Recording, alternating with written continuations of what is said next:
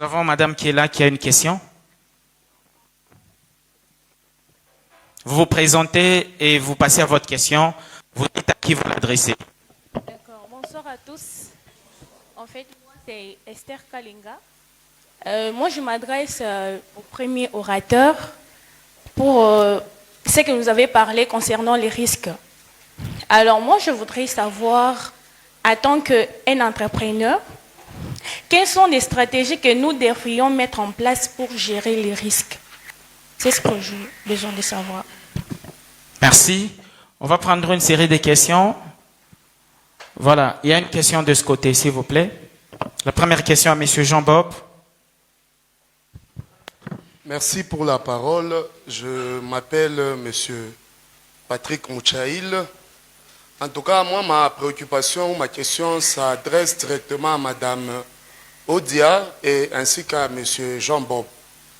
C'est concernant la prise de dette.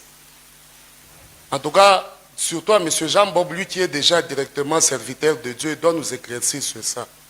Parce que quelque part, moi d'abord, je commence par me présenter, je suis un fidèle catholique.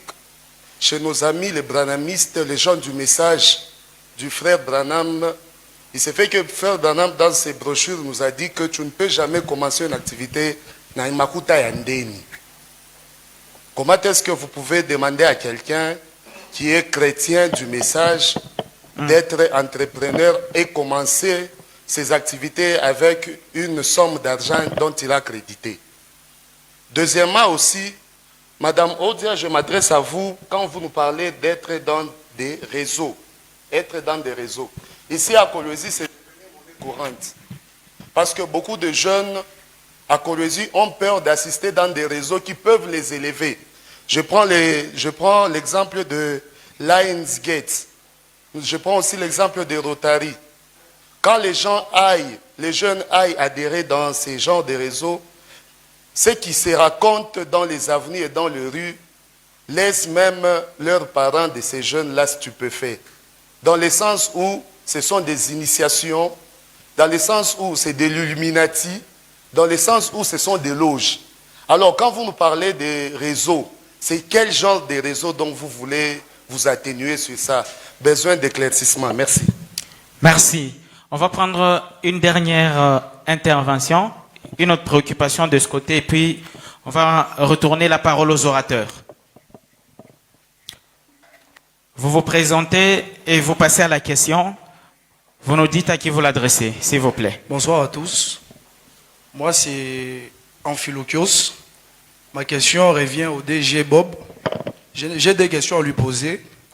Et ma première question, j'aimerais savoir comment bâtir quelque chose de grand sur un environnement où les opportunités semblent être. Et ma deuxième question est de savoir le vrai capital d'un entrepreneur. Est-ce l'argent ou la capacité à convaincre? Merci. Je crois que nous pouvons d'abord accorder la parole, premièrement, à monsieur Jean-Bob.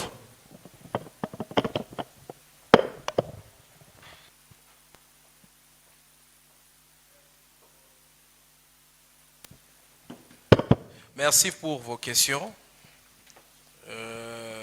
J'aimerais d'abord dire merci à M. Roli pour son intervention, à Mme Lodia. J'aimerais qu'on applaudisse.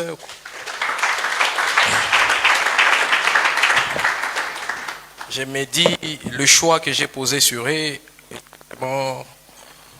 bien réfléchi. Ils ont parlé sur des choses qui sont vraiment importantes à connaître. Je réponds à la première question, les préoccupations pour gérer les risques. Les risques doivent être calculés. Comme je disais dans mon intervention, qui ne risque rien n'a rien, selon un langage que nous connaissons tous, mais nous devons prendre des risques réfléchis, le conseil que j'ai reçu de mon père. C'est bien de prendre les risques, mais il faut les réfléchir et les calculer. Je donne un exemple. Tu sais que chaque fin du mois, tu touches au moins 100 000 $. C'est ce que tu touches. Mais tu ne vas pas t'engager pour 150 000 dollars que tu ne vas pas toucher. C'est que tu dois réfléchir par rapport à ce que tu touches en termes d'engagement. Je parlais de ça, en termes d'engagement, tu dois réfléchir. Tu sais que ton entreprise n'a pas la capacité de rembourser un tel montant. Pourquoi tu t'engages? Ici, chez nous, à Kolwezi, nous avons des cambistes. Souvent, en tant qu'entrepreneur, il arrive de faire recours à ces gens-là. Mais si tu sais qu'on va te demander 25% de remboursement et que toi-même, tu ne sais pas comment tu vas les réunir, comment tu vas t'engager, c'est que tu dois calculer ces risques-là. Je ne sais pas si j'ai répondu. À peu près. Quand même. Que j'ajoute encore ou que j'ajoute encore? Peut-être tu dois éclaircir ta question pour que j'y réponde clairement.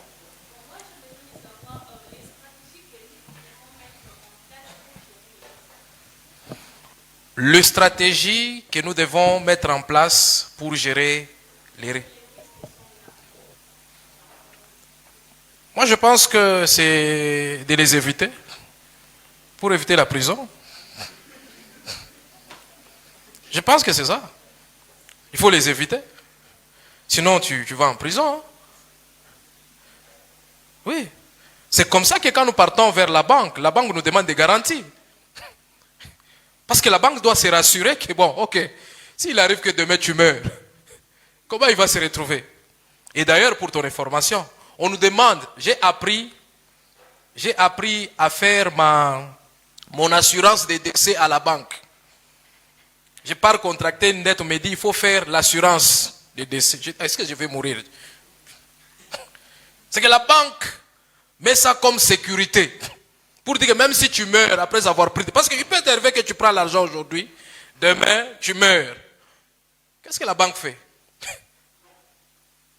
La banque doit se rassurer de son remboursement. C'est comme ça qu'on va te demander ta maison. La plupart du temps. On ne demande pas ton véhicule parce qu'on ne sait pas gérer ton véhicule. Ce n'est pas une garantie pour la banque. Je ne sais pas si j'ai répondu à ta question. Merci beaucoup. On acclame pour madame. La deuxième question, c'était à moi toujours. Oui. Premier volet pour vous, pour madame. Je réponds à mes 4 questions. Oui. Ok.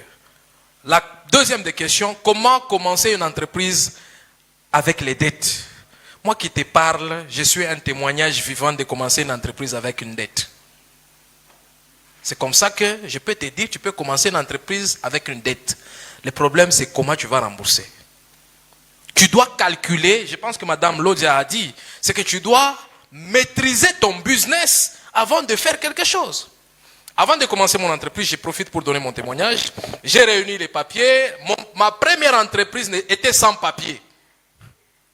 Ma première entreprise. Je pense que j'ai fait cette aventure avec M. Roli. Il a commencé une structure avec un ami qui venait de l'Amérique, je pense, hein?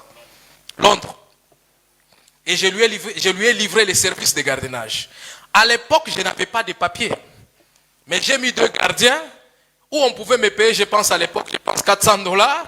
Et moi, je pouvais payer les 2 gardiens $100. Et j'avais quand même $200 de bénéfices sans payer les taxes.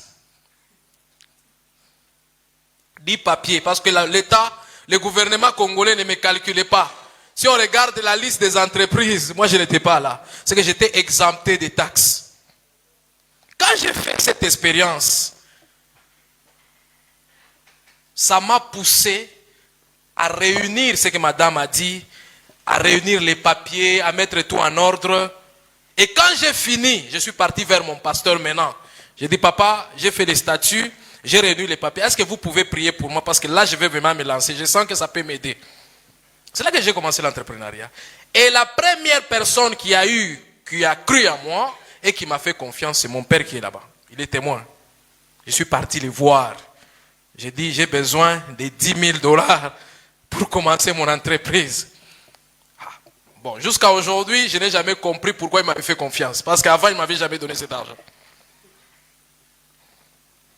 Je n'avais rien de garantie de remboursement. Mais je lui ai dit, donne-moi $10,000, je vais te rembourser. Il venait de faire aussi un business. Il m'a dit, ok, comme tu y crois, à l'époque j'étais travailleur quelque part, comme tu y crois, j'étais prête, mais tu vas me rembourser. C'est ce qu'il m'avait dit. Et quand il m'a donné ces 10 000 $, j'ai envoyé en Afrique du Sud, où on m'a payé des tenues. C'est comme ça que j'ai commencé la maison de gardiennage. On était ici à 6 gardiens, 10 gardiens, 20 gardiens. Et j'ai commencé comme ça. J'ai commencé à livrer des services chez les particuliers jusqu'à ce qu'on m'a appelé un jour dans une entreprise de la place. On m'a dit, est-ce que tu peux nous fournir la section canine dans le gardiennage? Je n'avais jamais fourni ça. Par la foi, avec les risques, j'ai dit, je vais fournir. Je vais fournir. Je n'avais ni chien, ni véhicule. Par la foi, j'ai dit, je vais fournir. À l'époque, il y avait une grande maison de gardiennage qui n'est plus visible ici, Maguenya. Maguenya n'est plus visible ici. C'est à l'époque, c'est lui qui faisait ces services-là. Quand on appelle Maguenya, on lui dit, est-ce que tu peux nous fournir les services de Maguenya? Maguenya commence à réfléchir. Mais moi, on m'appelle, je n'ai rien, ni véhicule, ni chien. J'ai dit non, je vais fournir. Pendant que je réponds ça, je commence à réfléchir. Je vais trouver la solution, comment? Je me souviens qu'à l'époque, il y avait un monsieur qu'on appelait monsieur Jean-Luc ou monsieur Jean-Louis. Il avait beaucoup de chiens. Je l'appelle directement, j'ai dit j'ai besoin de 6 chiens. J'ai besoin de 6 chiens. Il me dit, ok, moi j'ai des chiens, je te livre à combien, on discute. Il me donne 6 chiens. J'ai réfléchi, je n'avais pas de camionnette. Je me souviens que j'avais un ami qui avait déjà une entreprise, j'ai besoin de ta camionnette. C'est comme ça que j'ai pris sa camionnette. Je suis parti chercher les chiens. J'ai fait l'appel d'offres, on m'a amené 6 gardiens. Nous sommes partis livrer ces services-là quelque part.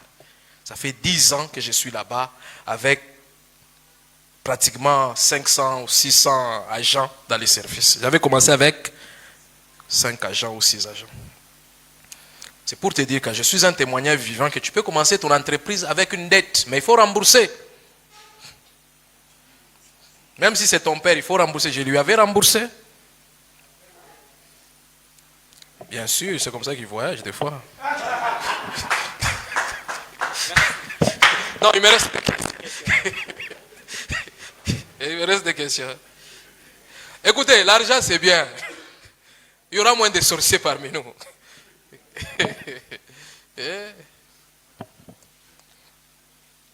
Comment bâtir quelque chose de grand? C'était quoi la question encore?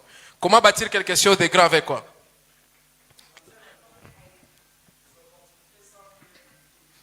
Commence petit, ne commence pas grand, commence petit. Dangote, qui est l'homme le plus riche d'Afrique, qui va fêter ou qui a estimé d'ici 2030, il sera dans les 100 milliards de dollars de chiffre d'affaires. Il a commencé par se vendre le sac de ciment. Il a commencé petit, pratiquement avec 100 $. Et aujourd'hui, il a des grandes raffineries en Afrique. Il sera bientôt coté en bourse, je ne sais pas si ça s'est déjà fait. Il a commencé petit en vendant les sacs de ciment. Je laisse Dangote. Je prends Moulikap. Il a commencé, je pense, comme Kadhafi. Mais aujourd'hui, c'est lui qui, si tu veux aller à Lubumbashi, même si tu ne l'aimes pas, tu vas monter son bus. Hein. Mais il a commencé petit. Je prends, on quitte Lubumbashi, on rentre à Kolwezi. Je prends GPM. Il a commencé comme comment? Il a commencé petit. Il n'a pas commencé avec les stations. Il n'a pas commencé avec le bus. Il a commencé petit. Commence petit, mais discipliné et réfléchi. Commence petit. C'est comme ça que j'ai dit parmi mes points. Commence petit, mais pense grand. Commencez petit, pense grand. Dans la Bible, on dit, vaut mieux la fin d'une chose que son commencement. Commence petit, commence avec 100 $, mais sois discipliné avec tes 100 $. Si c'est pour les affaires, c'est ça, c'est pour les affaires, c'est ce que madame a dit. Si c'est pour les affaires, que ça soit pour les affaires. Mais toi, tu peux commencer avec 100 $, parapita bilashi ou rakura bilashi. Mais comment est-ce que tu vas évoluer? Si j'ai répondu à ta question, je ne sais pas, c'est ça? Merci beaucoup. C'était quoi la quatrième question que je n'ai pas bien écrit? Le vrai capital, c'est quoi la fin de la question?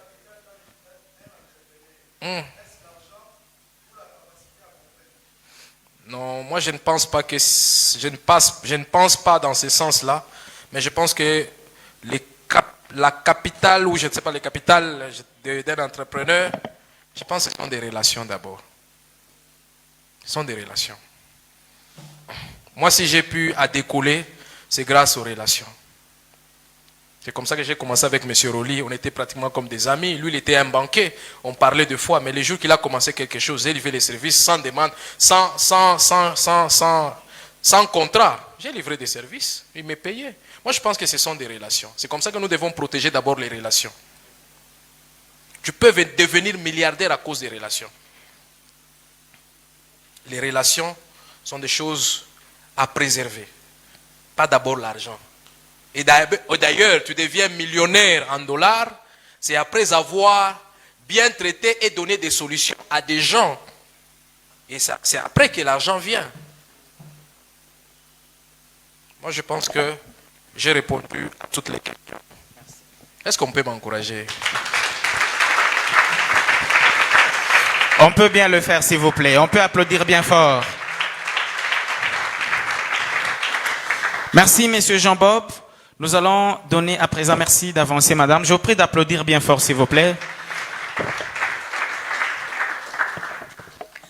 Alors, pour la première question, un chrétien peut-il commencer une activité avec des dettes? Je pense que M. Jean-Bob s'est attelé là-dessus. Mais si vous parlez de la banque ne donne pas des dettes quand vous venez de commencer. La banque donne des dettes quand votre activité existe déjà. Donc si vous pensez que vous allez commencer votre activité avec l'argent de la banque, vous vous trompez. À moins que ce soit une deuxième activité que vous voulez commencer, mais vous avez déjà une première activité qui servira de source de remboursement. Ça c'est clos. Ici à Lubumbashi, vous pouvez vous mettre... Enfin, le réseau c'est quoi? Le réseau, c'est tout simplement une association de personnes qui se mettent ensemble en poursuivant le même objectif. Nous sommes 3-4, nous sommes dans le secteur de l'habillement. On se dit, pour payer des marchandises en Chine, il faut avoir un conteneur. Moi, je n'ai pas la possibilité de remplir le conteneur tout seul. Je m'allie à une autre personne. On s'allie à 3-4. On commande en Chine ensemble et on vient ensemble. C'est déjà un réseau. Le mot réseau, ce n'est pas nécessairement tout ce que vous voyez là, je ne sais pas moi, rotariste, ceci, c'est là. Je n'y suis même pas et je n'aime pas ce genre de choses. Moi, je vous ai parlé des choses concrètes pour les entrepreneurs. Je vous ai parlé de l'ANADEC. C'est un réseau. C'est une association des entrepreneurs. Je vous ai parlé des NABEL. On a parlé de la FOGEC. Vous voyez? Vous vous mettez avec des jeunes avec qui vous poursuivez le même objectif. C'est tout simplement ça. Il n'y a rien de sorcier dedans. Merci. On applaudit bien fort, s'il vous plaît. Alors, toutes les questions sont balayées. Nous allons, je crois, en prendre 3 dernières avant de reporter la séance pour demain. En tout cas, on en prend 3. J'aimerais qu'on les adresse une à M. Roli, une à Mme Lodia, ainsi que la dernière à M. Jean-Bob. Voilà. On commence par là. Vous vous présentez et vous adressez votre question. Vous précisez à qui vous l'adressez. D'accord. Je m'appelle Rock Sapou. Ma question est adressée à M. Bob. Oui. Il a dit, il a dit que nous devons éviter les risques. Maintenant, ma question est celle-ci. Si on évite de risquer, si on évite d'autres risques, comment nous pouvons arriver à évoluer? Car dans toute chose, il y a toujours le risque. Encore les risques. Merci. On prend la deuxième question. On est ici. Bonsoir à tous. Bonsoir. Je réponds au nom de Yves Chimbi. J'aimerais un peu m'adresser à M. Roli. Très bien. Il a parlé par rapport à la paix comme étant un allié. Maintenant, j'aimerais un peu poser la question. Est-ce que la peur est un obstacle ou un avantage d'un entrepreneur? Merci. On va donner à maman qui est juste là derrière. Merci pour la parole. Mon nom est Mérance Ngoï. Ma question s'adresse aux 3 panélistes. En Oui. tant qu'entrepreneur, quelles sont les difficultés majeures auxquelles on fait face? Et particulièrement à Madame Lodia, en tant que femme entrepreneur, quelles sont les difficultés auxquelles vous faites face? Merci. Merci. Les 3 questions, j'aimerais accorder en premier lieu la parole à Monsieur Roli. Merci pour la question. Oui, c'est vrai que tu n'avais pas fini à développer sur la peur. Quand je parle de la peur, un allié, mais aussi un obstacle. Un allié pour toi, parce que quand tu as un projet, j'entends qu'à Kolwezi, il y a des bandits qui entrent dans des maisons des gens, qui cassent des maisons des gens. Toi, en tant qu'entrepreneur, tu peux utiliser cette peur au niveau de la population pour présenter, par exemple, un produit. Si tu as un produit sifflet connecté ou une application sur les téléphones, ou quelqu'un, quand il y a un mouvement suspect, qui peut appuyer sur un bouton qui va réagir vers la police, c'est un produit que tu peux monter. Donc, tu as profité de la peur de la population pour vendre, faire pénétrer un produit. Mais secondement, ça devient un obstacle. Pourquoi? On a parlé des risques. On a parlé des risques. On a peur du risque. Et quand on a peur du risque, partout il y a prendre l'avion, voyager sur le Lubumbashi, arriver, c'est un risque. Donc, quand on parle de l'entrepreneuriat, il y a ce risque. Et beaucoup, il y a ce qu'on appelle, en jargon de management, des riscophiles, des riscophobes et des risconeutres. Quel genre d'entrepreneur tu es? Est-ce que tu es riscophile, quelqu'un qui aime le risque, qui ne risque rien à rien, dit-on, comme on l'a dit? Quand tu aimes les risques, tu vas aller... Est-ce que donner un témoignage? Je vais parler un peu, il a parlé des GPM. Je suis arrivé en Kolwezi en 2011, je gérais une banque. Mais 3 semaines après, on m'avait dit que GPM et Hostie, ils n'aiment jamais ouvrir des comptes dans d'autres banques. Ils n'aiment qu'à l'époque, c'était la BCDC. Ben, moi, je venais, je dis, je vais voir. Tout le monde avait peur, hein, Robank et tout, ils avaient peur. Moi, j'étais à la BIAC. Un jour, je me suis décidé d'aller voir GPM, je ne le connaissais pas. J'entre dans son bureau, je demande l'audience, il me reçoit. Je suis entré, je lui ai dit, je voudrais juste voir la personne pour laquelle j'ai été licencié dans mon travail. Il dit, licencié pourquoi? Je dis oui, en venant de Kinshasa, on m'a fixé un objectif d'ouvrir un compte des GPM. 3 semaines après, je n'ai pas pu, Kinshasa m'a rappelé, donc je perds mon boulot. C'est un sentiment de peur que j'ai transmis. Et ce sentiment de peur, GPM a ouvert un compte et aujourd'hui on est devenus amis. Tu vois, je lui ai vendu un peu la peur et ça veut dire que c'est un allié pour toi s'il faut savoir l'utiliser. Et aussi par rapport à vos clients, vendez la peur. Tu vois, vous mangez les kalangas des Indiens. Est-ce que vous connaissez comment c'est fabriqué? Moi, tu seras malade parce que moi, mes kalangas, je connais où je le prends. Tu vends la peur et tu fais entrer ton produit. C'est un peu ça. Merci. On applaudit bien fort, s'il vous plaît.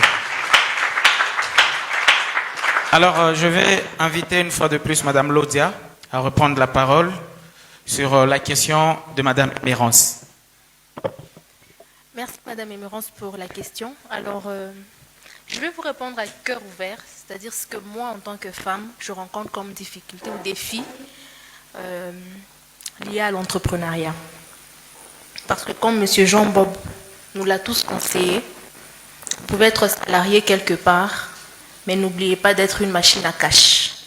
Je suis salarié quelque part et je suis aussi machine à cash. Donc j'ai une entreprise légalisée en RDC. Et parmi les défis que nous rencontrons au quotidien, il y a déjà notre rôle dans la société. Je prends mon cas, je suis épouse, je suis mère, je suis salariée, je suis servante à l'église, mais je suis aussi entrepreneur. C'est déjà un très grand défi, un challenge. Alors par rapport à ça, la clé, c'est juste l'organisation. Donc il faut être très bien organisé.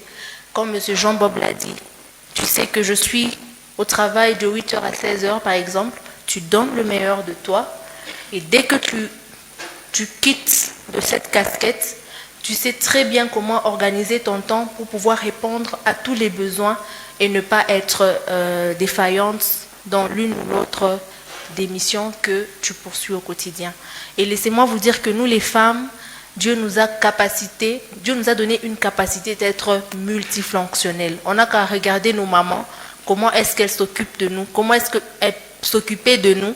Une famille de 10 enfants, mais vous voyez comment une mère, elle s'en sort, même sans son mari, elle sait comment nourrir ses enfants, elle sait comment éduquer ses enfants, elle sait comment payer parfois les études pour ses enfants en étant toute seule. Ça, c'est une grâce que nous avons reçue de Dieu.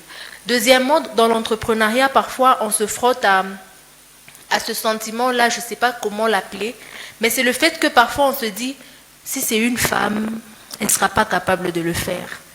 On donne plus de confiance aux hommes par rapport aux femmes dans l'entrepreneuriat. Et donc là, en tant que femmes, nous devons prouver 2 fois plus que les hommes que nous sommes capables de faire cela. Et la solution par rapport à ça, c'est tout simplement d'être travailleuse et sérieuse dans ce que vous faites. De ne pas chercher des excuses parce que vous êtes femme. Quand on vous donne une mission, quand vous devez livrer des produits ou des services, n'utilisez pas votre casquette de femme pour pouvoir expliquer des retards de livraison. Non, j'étais malade. Non, j'avais emmené l'enfant à l'hôpital. Non, madame. Vous devez être sérieuse dans ce que vous faites et faire à ce qu'on puisse vous valoriser au même titre que les hommes. Je vais m'arrêter là. Merci. Non, mais je croyais qu'on allait bien applaudir, bien fort.